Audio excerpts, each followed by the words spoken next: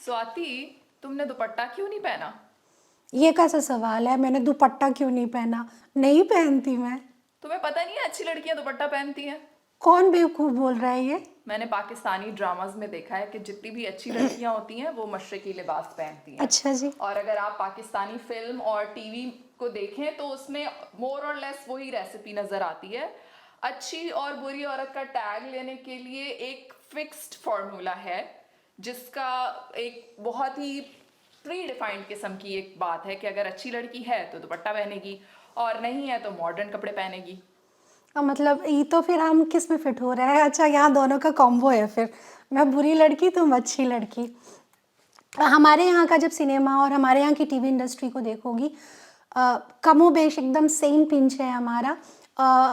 वही हमारे यहाँ 70s 80s 90s इस दौर की फिल्मों को उठाकर देखोगी तो फिल्म ऐसा नहीं कि अच्छी फिल्में नहीं बन रही थी, पर ज़्यादातर जो चीज़ें बन रही थी उसमें जो औरतें होती थी, फीमेल कैरेक्टर होता था, वो एक तो ग्लैमर के लिए होता था और दूसरा कुछ टिपिकल किस्म के डायलॉग और वो थे, मतलब बलात्कार होता ही होता था। मतलब ज़्यादातर में या तो बहन का होगा या किसी का होगा, हीरोइन का होगा, फिर कोई उसको बचाएगा, बचाओ बचाओ, या फिर मैं तुम्हारे बच्चे की माँ बनने वाली हूँ, या सॉरी मेरे पापा नहीं मानेंगे, पापा कभी तैयार नहीं होंगे, इस टाइप का वो फिलर का वो। मतलब उस दौर में भी बहुत स्ट्रॉन्ग वुमेन प्रेजेंस हमको दिखा, कई सारे कैरेक्टर्स हैं, पर कमोबेश यही सिचुएशन रही थी। और अभी जो मेन स्ट्रीम हमारा, अगर किसी को कहें कि सिनेमा जो ख़ास तौर पर बॉलीवुड में बन रही हैं, उसमें हीरो जो है वो होगा अधेड़ बुढ़ा हो चुका होगा, पर वो 55-57 में भी वो एकदम अपने से, वो 21 साल की कुछ लड़कियों से वो रोमांस कर रहा होगा, और वही सारे कमोबेश सीन जो हैं वो चल रहे हैं। तो एक एक कमरे में बैठी है, जैसे फिल्म इंडस्ट्री के लोग हैं, ज़्यादातर राइटर्स हैं, वो वो साउंड प्रूफ कमरे में बैठे हैं, जहाँ पे वो बाहर दुनिया में क्या चल रहा है, जो वुमेन वॉइसेस हैं या फेमिनिस्ट कॉजेज़ हैं, वो उन तक पहुँच ही नहीं रहा है दोस्त। हाँ, तो मेरे मेरे ख्याल से इन शॉर्ट अगर हम इसको प्रिसाइजली कहें तो जो पाकिस्तानी टीवी इंडस्ट्री में एक जुमला जिसकी बाज़गश्त अभी तक जारी है वो है 2 टके की औरत। हेलो, मेरा नाम है राबिया बुक्टी और मेरा नाम है स्वाति मिश्रा। और आज ये आओ बात करें का मार्च का एपिसोड है। मार्च के महीने को औरतों के दिन के हवाले से पूरी दुनिया में मनाया जाता है, तो आज हम दोनों मिलके पाकिस्तानी और इंडिया टीवी और फिल्म इंडस्ट्री का थोड़ा सा पोस्टमार्टम करेंगे और देखेंगे कि औरतों को वहाँ किस तरह से पोर्ट्रे किया जाता है। पाकिस्तान से हमारे साथ इस वक्त मौजूद हैं इस टॉपिक पर बात करने के लिए फ़हीमा फीफी हारून। बहुत सारे इंटरनेशनल और नेशनल मीडिया के साथ वो मुंसलिक रही हैं और इस टॉपिक पर उनकी बहुत अच्छी ग्रिप है। अब बहुत बढ़िया। और हम देखो, हमें हमें मर्द दे ना दे रिप्रेजेंटेशन, हमने इन 3 औरतों ने एक रखा है, एक पुरुष चेहरे को रखा है अपने पास। तो हमारे पास इंडिया से जुड़े हैं मिहिर पांड्या। वो बाय प्रोफेशन तो वो बच्चों को, जवान पीढ़ी को हिंदी साहित्य, हिंदी लिटरेचर पढ़ाते हैं डीयू में, लेकिन सिनेमा में ख़ास दिलचस्पी रखते हैं, उस पर जगह में मीडिया में लिखते रहते हैं। और उनकी एक किताब भी है सिनेमा पर, वाया दिल्ली। मैं एक सेकेंड, क्या इसको कहते हैं कि मौके पर कोई नाम भूल जाना और फिर अपने नोट्स देखकर याद करना। शहर और सिनेमा वाया दिल्ली। हाँ, शहर और सिनेमा वाया दिल्ली। तो माफ़ कीजिएगा, हाँ मैं नाम थोड़ा भूल गई थी। तो आप दोनों का बहुत बहुत स्वागत है हमारे इस कार्यक्रम में। बहुत तो शुक्रिया, हम बहुत शुक्रिया। तो हमने जब एक मर्द को मौका दे ही दिया है कि वो हम 3 औरतों के बीच में बैठ के वुमेन रिप्रेजेंटेशन पे बात करें, तो मेरे ख्याल से पहला सवाल भी मीर से होना चाहिए। स्वाति प्लीज। जो मिहिर और फीफी, जब हम इंडिया के, मतलब अभी तक की बातचीत में ये है कि मतलब बहुत ज़्यादा अलग नहीं है। आपके यहाँ का जो सिनेरियो है फिल्म और टीवी का और हमारे यहाँ का है, बहुत ज़्यादा फ़र्क नहीं है। एक लार्जर जो फिल्म और टीवी दिखता है हमको, उसमें जो औरतों की आवाज़ें हैं या उनका रिप्रेजेंटेशन है, वो हम उससे बहुत ज़्यादा रिलेट नहीं कर पाते। वो हमको यूँ नहीं लगती कि वो हमारा रिप्रेजेंटेशन, या जो उनके कैरेक्टर स्केचेस हैं वो मतलब फेमिनिस्ट कॉजेज़ से या बाहर की आवाज़ों को वो इतना ज़्यादा उसकी नुमाइंदगी करती दिखती नहीं है। बहुत सारे स्टीरियोटाइप्स हैं, कभी-कभी उनको ब्रेक करने की भी कोशिश होती है, पर वो जब बड़े बजट की, मेगा बजट की, ब्लॉकबस्टर फ़िल्में मिलती हैं और आप उनको उनकी पड़ताल करें तो वो औरतों के किरदार के मामले में आपको बहुत निराश करते हैं। तो मिहिर जी आप बताइए, आप ही से शुरू कर रहे हैं तो कि कैसे सर्वाइव, कैसे अफोर्ड कर पा रहा है, मतलब ना सिनेमा ऐसा होना जैसा वो है कि बिल्कुल वही दकियानूसी बातें, वही घिसी-पिटी, वही ग्लैमर, वही खाँचा कैसे मेंटेन करना अफोर्ड कर पा रहा है? देखिए, आप जब बात कर रही थी तो मुझे याद आ रहा था, मैं अभी कुछ दिनों पहले अलंकृता श्रीवास्तव का एक इंटरव्यू देख रहा था। अलंकृता श्रीवास्तव फीमेल डायरेक्टर हैं जिन्होंने एक बहुत अच्छी फ़िल्म बनाई थी, लिपस्टिक अंडर माय बुर्का नाम से, जो कि जिस तरह का विमेन पोर्ट्रेयल हमारे सिनेमा में होता आया है और अभी भी हो रहा है, आप ठीक कह रही हैं, उसको बहुत अच्छी तरह से क्रिटिक करती है। उसके अंदर जिस तरह की महिलाएँ हमने देखी, और वो एक भोपाल शहर की कहानी थी, तो आप ये भी नहीं कह सकती कि वो अ, अर्बन अपर मिडिल क्लास या अपर क्लास की एलीट महिलाओं की कहानी है। वो एक छोटे टियर 2 सिटी की कहानी थी। अलंकृता कह रही थी कि मुझे आज तक ये नहीं समझ में आया कि हमारी फ़िल्मों के अंदर जब भी किसी लड़की का रेप होता है या रेप सीन होता है, उसके बाद में कहानी के अंदर 9 आउट ऑफ 10 टाइम्स वो लड़की मर क्यों जाती है? या तो वो खुदकुशी कर लेती है, या उसको कोई मार देता है, या उसको वो कोई उसके साथ एक्सीडेंट हो जाता है। रेप होने के बाद में लड़की जिंदा क्यों नहीं रहती? हमारी फिल्मों ने जिस तरह के स्टीरियोटाइप बनाए हैं, उनमें एक स्टीरियोटाइप ये है कि अगर किसी लड़की के साथ कोई तरह का शारीरिक अत्याचार हुआ है, तो वो उसके साथ में एक टैबू जुड़ गया है, और फिर फिल्म के अंदर उसको जिंदा रहने का कोई बहुत हक नहीं है, और कहानियां उसी तरह से अप्रोप्रिएट की जाती हैं। आपने बिल्कुल ठीक कहा, हम अच्छे और बुरे की कैटेगरी में हमारी नायिकाओं को बांटते हैं, बल्कि हमारे सिनेमा में लंबे समय तक 1960 से लेकर 1980 तक का एक दौर है, अगर आप देखें हिस्टोरिकली, जिसमें हमारी फिल्मों के अंदर हीरोइन होती थी, लेकिन फिल्म के अंदर जब डांस नंबर होता था तो हीरोइन डांस नंबर के लिए नहीं होती थी, उसके लिए दूसरी हीरोइन होती थी, जो रोल आमतौर पे हमारी फिल्मों के अंदर हेलन प्ले करती थी। तो ऐसा नहीं है, चीजें बदली नहीं है। मैं, आप भले कितनी भी इसको गाली दें, कितना भी कोसें, लेकिन आइटम नंबर्स के अंदर आने वाले इस चेंज को आपको रिकॉग्नाइज करना पड़ेगा, पहचानना पड़ेगा कि पहले आइटम नंबर करने के लिए हेलन आती थी, और आशा पारेख या मीना कुमारी या जो भी उस फिल्म की नायिका है, वो एक, उनको सती सावित्री वाला कैरेक्टर में ही रहना चाहिए, ऐसा माना जाता था, क्योंकि वो हमने रोल अलग अलग कर रखे थे। आजकल की फिल्मों के अंदर आइटम नंबर और हीरोइन एक ही है, मतलब कैटरीना कैफ फिल्म की नायिका भी है और वही फिल्म में आइटम नंबर भी कर रही है। तो ऐसा नहीं है कि हमने वो कैटेगरी तोड़ी नहीं है, लेकिन फिल्म में आइटम नंबर हीरोइन एक लड़की करेगी और बहुत सारे लड़के उसे देख रहे होंगे, ताड़ रहे होंगे। इस तरह की स्टीरियोटाइप फिल्में बनती आई हैं, बन रही हैं, बिल्कुल ये ठीक है। हम कैसे अफोर्ड कर पा रहे हैं, ये सवाल तो हमें अपने आप से पूछना चाहिए, हम कैसे अफोर्ड कर पा रहे हैं। मुझे ऐसा लगता है कि पिछले 2010, 11, 12 के आसपास हमारी फिल्मों में थोड़ा चेंज आने लगा था। इवन 2012 के बाद में एक बहुत लंबी सीरीज है फिल्मों की, जो पूरी तरह से आप उसको multi starrer mega budget film भले ही ना कहें, लेकिन वो मेन स्ट्रीम फिल्में हैं, जिनमें वीमेन सेंट्रिक फिल्में आ रही हैं। वो क्वीन हो सकती है, वो NH10 हो सकती है, वो पीकू हो सकती है, वो मर्दानी हो सकती है, ऐसी बहुत सारी फिल्में हैं।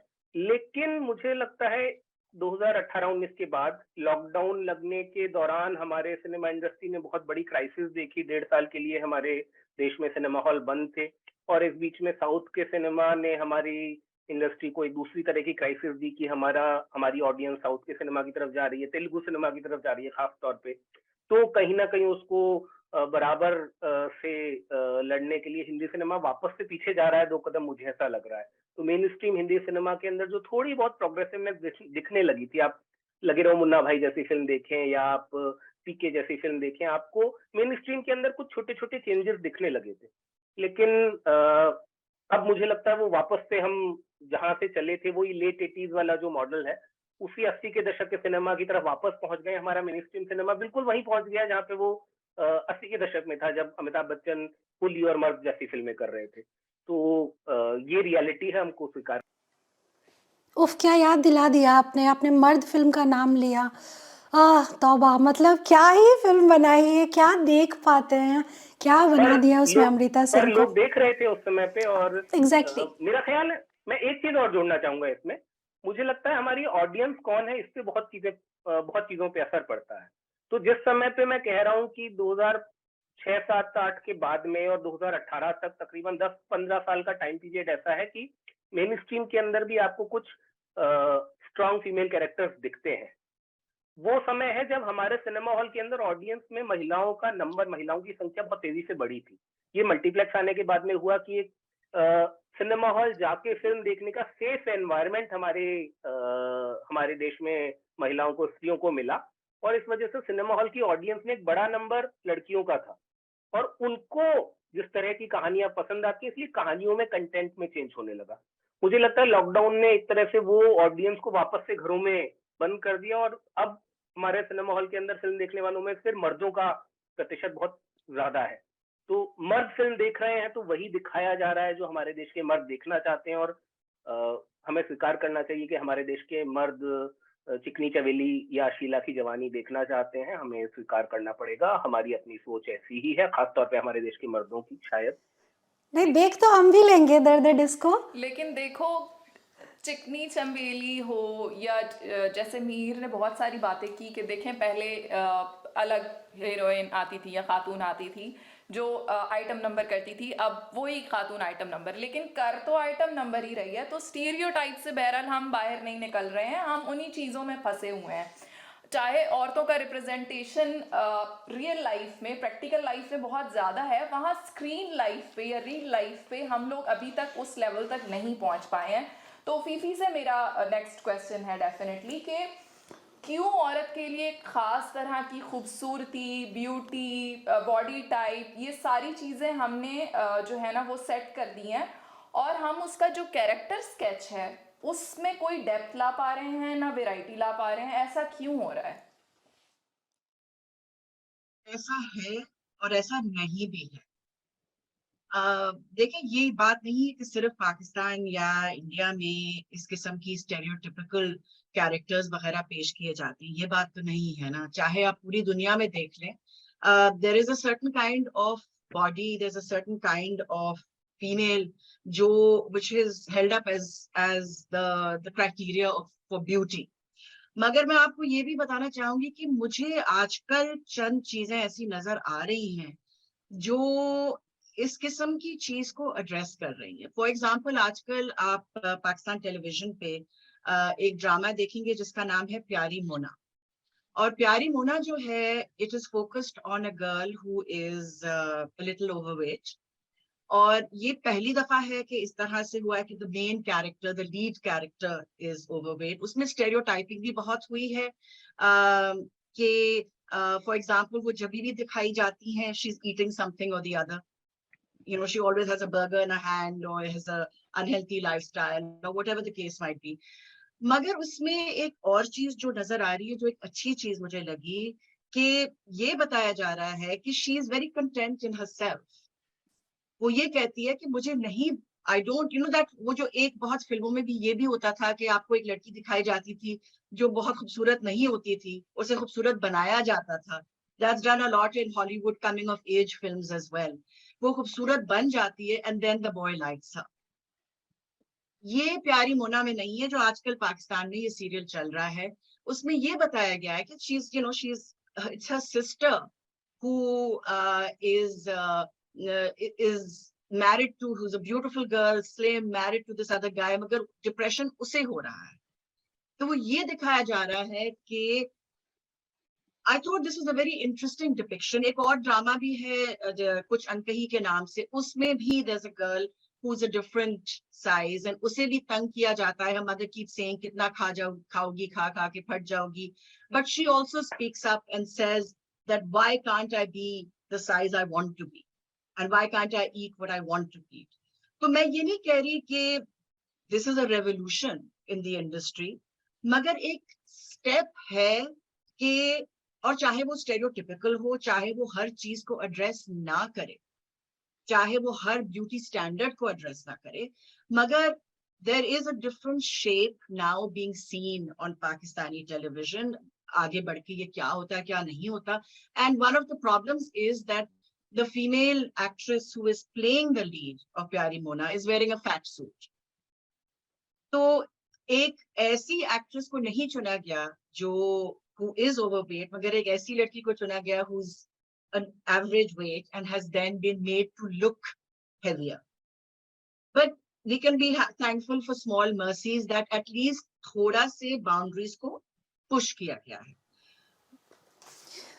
Well said, well said. मतलब यही है कि जो भी अभी फिफी ने बताया मतलब बिल्कुल ट्रू है कि, और ये भी देखें कि हमारा आखिरकार है क्या सिनेमा, चाहे वो टीवी हो जो एवरीडे लाइफ का पार्ट हो, या वो सिनेमा हो जहाँ पे आप बाई चॉइस जाते हैं थिएटर में और टिकट खरीद कर देखते हैं. तो वो आप एंटरटेनमेंट ढूंढते हैं उसमें कहीं ना कहीं अपना, लेकिन किस तरह का.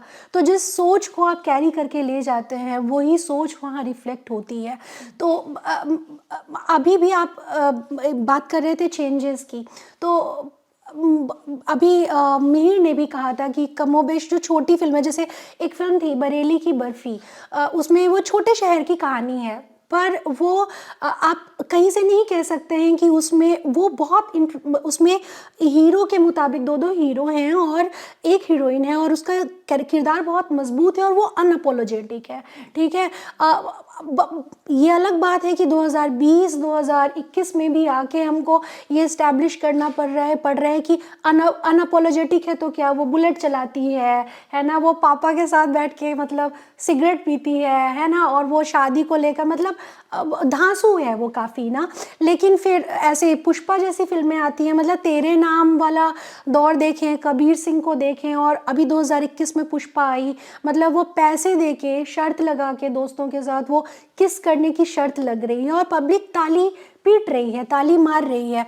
तो मिहिर, अगर मैं आपसे जानना चाहूँ कि क्या ज़्यादा वुमेन राइटर्स जब आएंगी और आ रही हैं इस मामले में, जो लिखने के क्रम में थोड़ा पार्टिसिपेशन बढ़ा है, तो जब हमारे सामने मतलब वुमेन डायरेक्टर्स भी रही हैं और उनकी काफ़ी अच्छी फिल्में, मुझे मेघना गुलजार की फिल्म फ़िलहाल याद है, कितनी खूबसूरत, और वो महिला के उससे बताई गई कहानी है तो थी. लेकिन अब और ज़्यादा लोगों को हम देख रहे हैं, ज़ोया अख्तर पॉपुलर भी हैं और हिट फिल्में भी बना रही हैं, लोग देखने भी जा रहे हैं. तो क्या जब ज़्यादा महिलाएं आएंगी राइटिंग में और उनके वो औरतें लिखेंगी, औरतों के कैरेक्टर्स कहानी बताएंगी, तो क्या आपको लगता है कि चेंज आएगा, बेहतरी आएगी? बिल्कुल, ये आपने बहुत मार्के की बात कही है.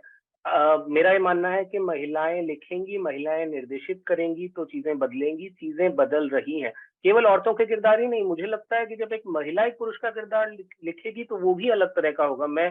आपने क्वीन की बात की, मैं क्वीन के अंदर जो मेल कैरेक्टर है जो राजकुमार राव ने प्ले किया है, मैं उसकी बात करना चाहूंगा. या इवन आप जूही चतुर्वेदी की लिखी हुई फिल्में देखिए, उसमें जो मेल कैरेक्टर्स हैं उनको देखें. आपने जोया अख्तर की बात की, मैं याद दिलाना चाहूंगा कि जोया अख्तर और फरहान अख्तर दोनों निर्देशक हैं. जोया अख्तर बड़ी हैं, फरहान अख्तर छोटे हैं, लेकिन फरहान अख्तर को अपनी पहली फिल्म बनाने का मौका 10 साल पहले मिल गया था. जोया अख्तर ने उनसे तकरीबन 10 साल ज्यादा संघर्ष किया इंडस्ट्री के अंदर, और उनकी पहली फिल्म बनाने में कोई भी बड़ा स्टार उनके साथ नहीं आया. अल्टीमेटली उनके भाई को उसके अंदर लीड रोल प्ले करना पड़ा.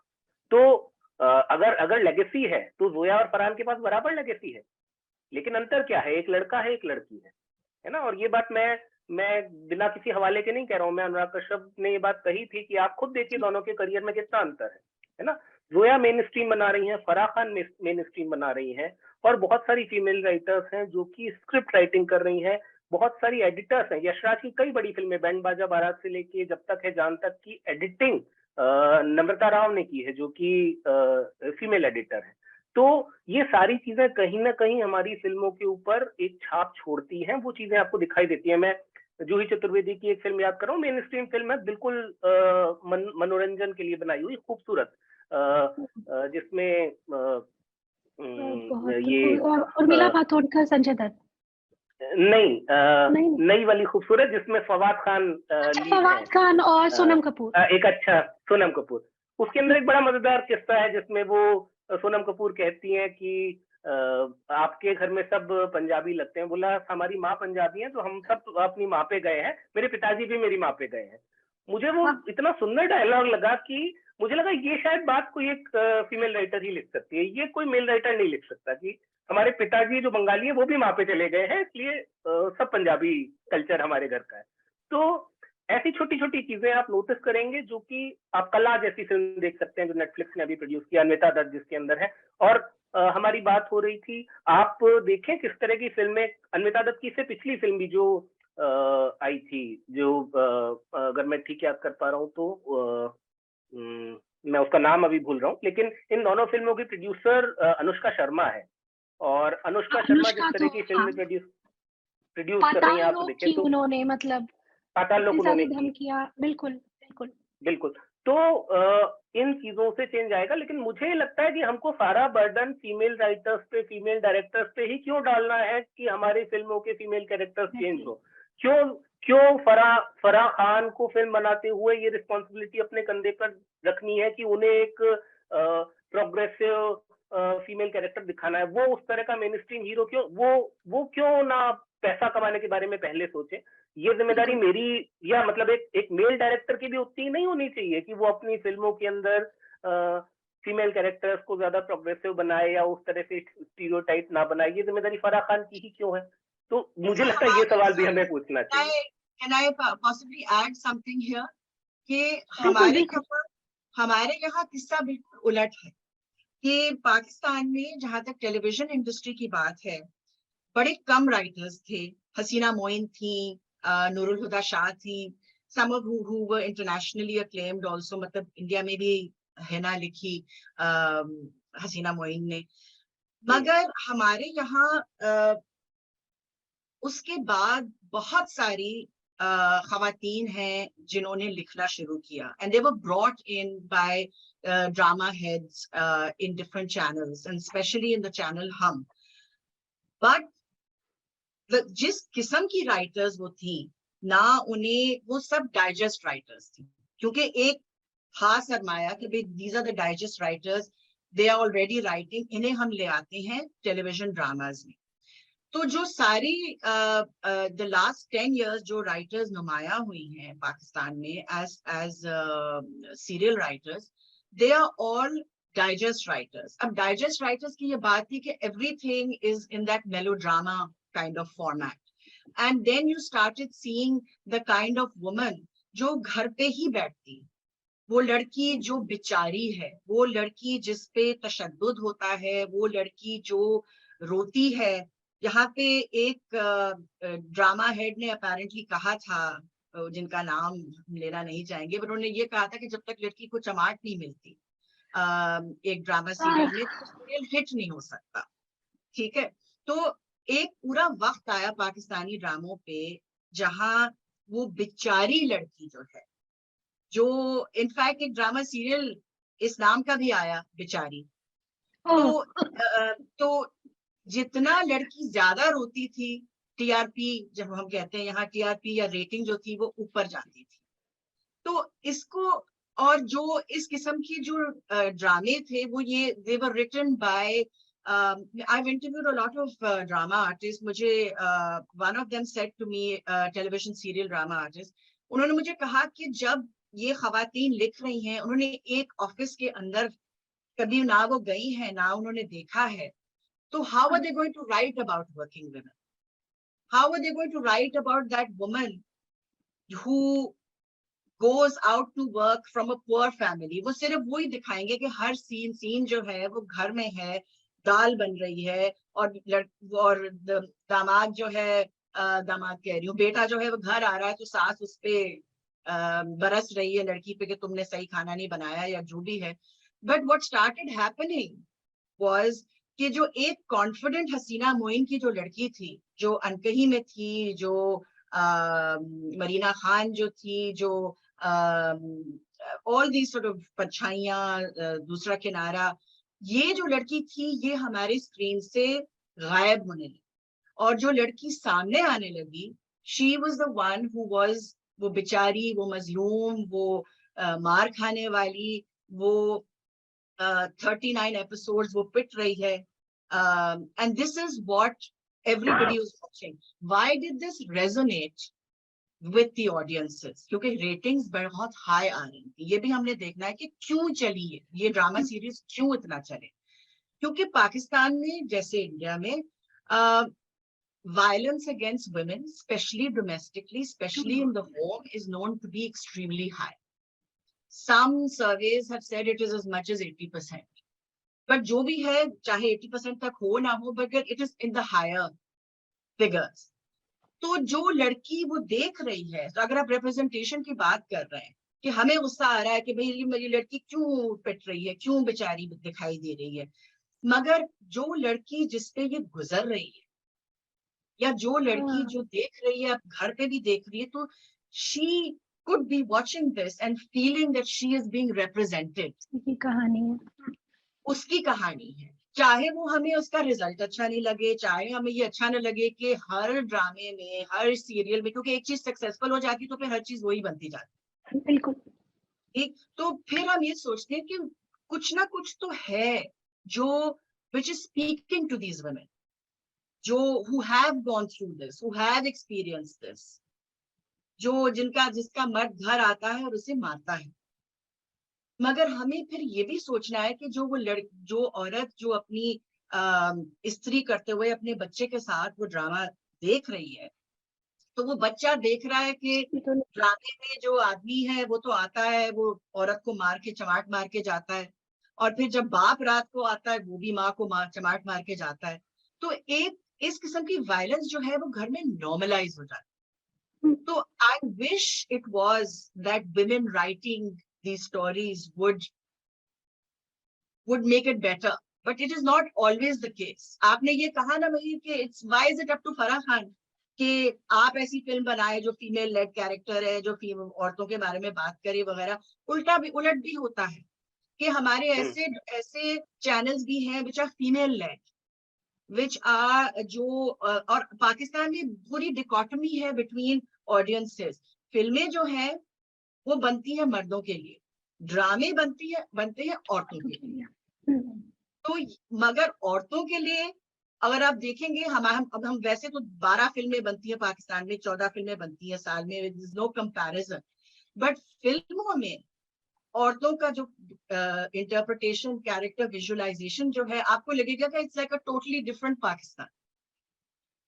और ड्रामों में जो आपको मिलेगा, it's a totally different Pakistan. It's a totally different class, it's a totally different genre, it's a totally actors हालांकि हमारे वही हैं, बट द माहिरा खान जो रोल प्ले करेगी हमारे ड्रामा सीरियल में, वो रोल जब वो फिल्म में आएगी तो she is outspoken, she dresses differently, she is तो हमारी फिल्में इन दैट सेंस चाहे 12 बने चाहे 13 बने, अभी मौला जट बनी for example, the female characters, specially the character of the sister played by Humayma Malik was an extremely strong character. There's a very shocking scene in the film where she just walks over to this guy and she just slices his head off.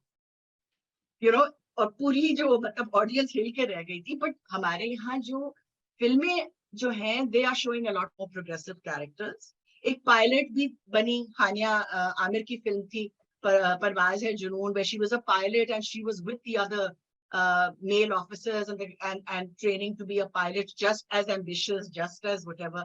तो हमें ये नजर आता है कि हमारे ड्रामों में जो औरतें लिख रही हैं वहां औरत को कमजोर दिखाया जा रहा है, और जो हमारी फिल्में हैं जो मर्द राइटर्स ज्यादा लिख रहे हैं, and which is for male audiences, the irony is कि वहां औरतों को ज्यादा मजबूत दिखाया जा रहा है. इसी के साथ मैं एक चीज़ जो है ना वो कनेक्ट करूंगी. मीर, आपकी तरफ ही आते हैं हम, क्योंकि आप काफ़ी देर से खामोश हैं, तो मैं अपना अगला सवाल आपसे पूछूंगी. हम इसीलिए पाकिस्तानी ड्रामास पे फोकस कर रहे हैं और इंडियन मूवीज़ पे फोकस कर रहे हैं.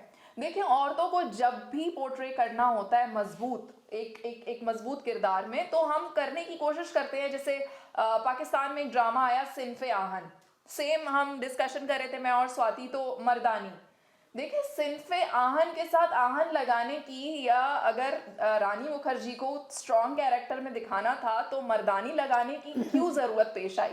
एक औरत सिन्फ़े नाज़ुक होते हुए क्यों नहीं वो सारी चीज़ें कर सकती? क्यों हमें उसे एक ऐसे प्रोफ़ेशन में दिखाना होता है जहाँ मर्दों की इजारादारी होती है, यानी उनका होल्ड होता है? ये नाम के साथ ही हम कुछ ऐसा लगा देते हैं जिसमें नज़र आती है कि औरत का अपना जो एक इंडिविजुअल है वो कहाँ है, हम उसको मिस कर रहे हैं मेरे ख्याल से। मिहिर, क्या कहेंगे आप इस पे? मैं आपकी बात का जवाब दूं उससे पहले मैं फीफी की बात सुनते हुए ये याद कर रहा था कि हमारे टेलीविजन के अंदर भी जिनको सबसे ज्यादा इस बात का श्रेय दिया जाता है, मतलब जो सबसे ज्यादा इसके लिए जिम्मेदार मानी जाती है कि जो एक पूरा फीमेल कैरेक्टर का एक रिग्रेसिव पोर्ट्रेल शुरू हुआ, उसके पीछे जो सबसे बड़ा नाम है वो एकता कपूर का है, जो खुद एक female character. Ekta Kapoor produce serials जो है 2001 में क्योंकि सास भी कभी बहू थी आता है, और अचानक से हमारा सिनेमा, क्योंकि आप हमारा टेलीविजन, क्योंकि आप याद कीजिए उससे पहले 90s में हम शांति जैसा कैरेक्टर दे रहे थे, 80s में हम रजनी जैसा कैरेक्टर दे रहे थे। हमारे टेलीविजन के सीरियल बहुत प्रोग्रेसिव हुआ करते थे, उसमें फीमेल कैरेक्टर्स वर्किंग वीमेन थे, वो जर्नलिस्ट थे, वो ऑफिस में काम करती थी, वो अलग अलग पेशों को निभा रही थी, और अचानक से फिर वो घर में रहने वाली महिला अचानक नायिका हो जाती है, और जो ऑफिस में काम करती है वो वैम्प है, जो घर में रहती है, घर संभालती है, वो अच्छी नायिका है। तो ये सारा जो ट्रेंड है ये एकता कपूर का लाया हुआ है, और वो बिल्कुल ये बात कही जानी चाहिए कि इसमें पुरुष होना या महिला होना अपने आप में रोल नहीं प्ले करता। आप जो पूछ रही थी कैसे चीजें थोड़ी सी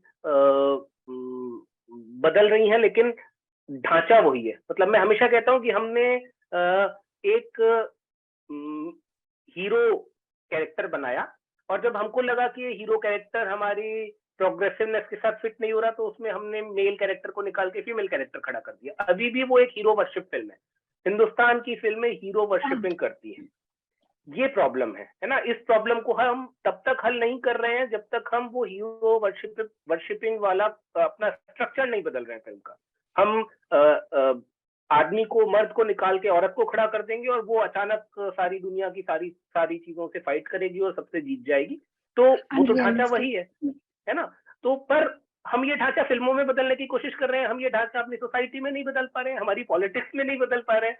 तो आप फिल्मों को से वो उम्मीद कर रही हैं जो हमारी सोसाइटी में, हमारी पॉलिटिक्स में कहीं नहीं हो रहा है। हम एक हीरो वर्शिपिंग सोसाइटी हैं, और हम उस तरह की सोसाइटी होने की वजह से ऐसी फिल्में, ऐसी कहानियां देख रहे हैं।